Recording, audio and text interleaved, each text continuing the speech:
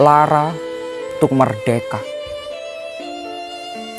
Pada tanggal 2 Maret 2020 waktu itu, anggap saja 1,5 tahun yang lalu, pemerintah kita mengeluarkan berita yang sangat saru.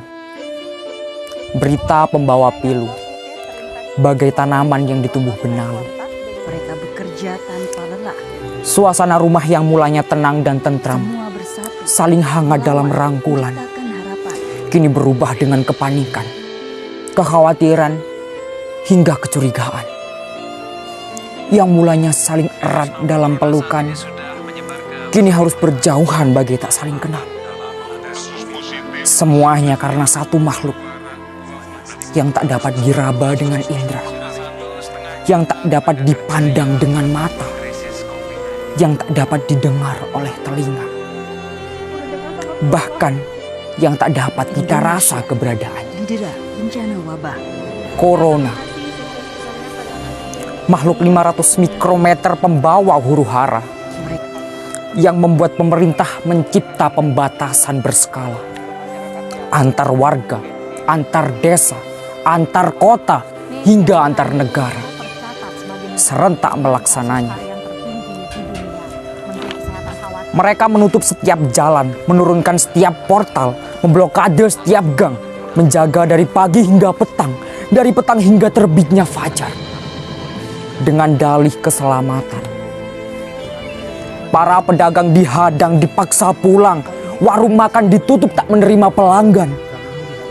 Buruh-buruh diliburkan, siswa-siswi dirumahkan, masyarakat berteriak kelaparan, pemerintah gelagapan mengucurkan bantuan, koruptor berkelakar menggelapkan, mengeluarkan senyum tak bersalah layaknya bajingan. Inikah yang disebut merdeka? Apakah ini yang dimaksud merdeka?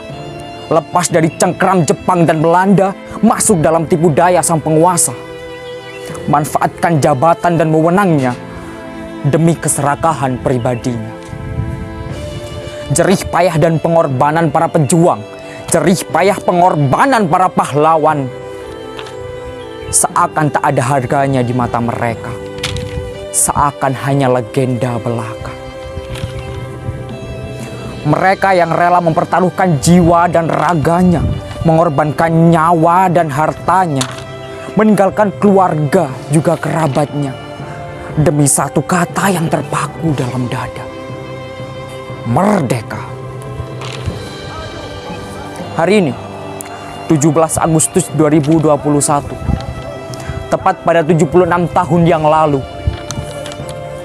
negaraku, bangsaku, tanah airku melantangkan proklamasi demi kehormatan sejati. Golongan muda mendesak Bung Karno dan Bung Hatta untuk segera memproklamirkan kemerdekaannya. Suasana mencekam dalam detik-detik kemerdekaan. Jepang menyerah dalam perang, Nagasaki, Hiroshima diluluh lantahkan. Indonesia mengalami kekosongan kekuasaan.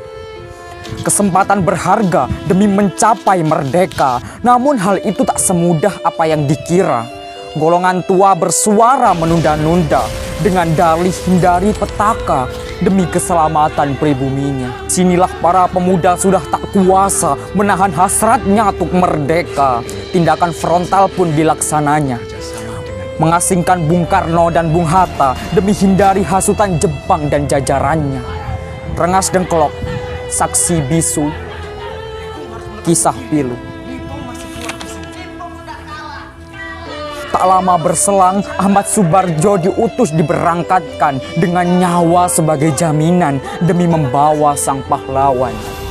Pada akhirnya, 17 Agustus 1945, Jakarta menyambut mereka dengan sorak-sorai penuh rasa, membawa harap sepenuh jiwa menuju proklamasi yang melegenda. Naskah yang telah diketik akan memantik, bendera pusaka akan berkibar membawa kabar. Wajah cemas para penjajah kan menjadi lukisan dalam sejarah. Jalan Pegangsaan Timur 56 akan bersaksi penjajahan telah terbenam.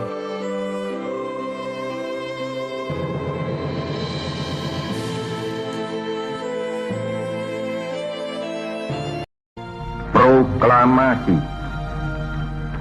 Kami, bangsa Indonesia, dengan ini menyatakan kemerdekaan Indonesia.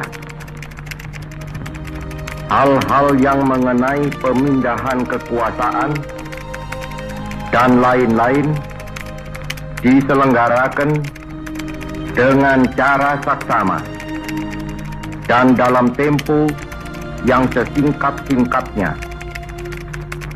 Jakarta, 17 Agustus 1945, atas nama bangsa Indonesia, Soekarno Hatta. Tanah airku tidak ku lupa.